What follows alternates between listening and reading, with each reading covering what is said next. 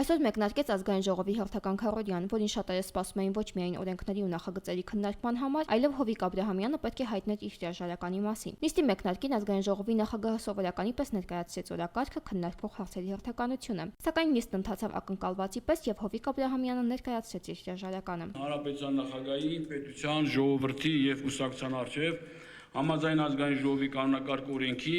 հոդված 20-ի երկրորդ կետի այսօր ներկայացնում եմ ազգային ժողովի նախագահի պաշտոնից հրաժարականի մասին իմ դիմումը։ Կարծում եմ ազգային ժողովն իրեն դրսևորել է որպես պետականության կայացման գործընթացի ակտիվ մասնակից։ Լինելով մեծամասնական ընտրակարգով ընտրված падգամավոր, չեմ պատրաստում խուսափել իմ ընտրողների առջև ստանձնած պատասխանատվությունից ու падգամավորական պարտականություններից։ Վստահ եմ, որ այս դահլիճում շարունակելու են իշխել ողջամտությունը, փոխադարձ հարգանքն ու հանդուրժողականությունը։ Մաղթում եմ, որ մեզանում այն դրսևորվի ոչ միայն խորհրդարանում, այլև ոչ քաղաքական դաշտում։ Շնորհակալ եմ։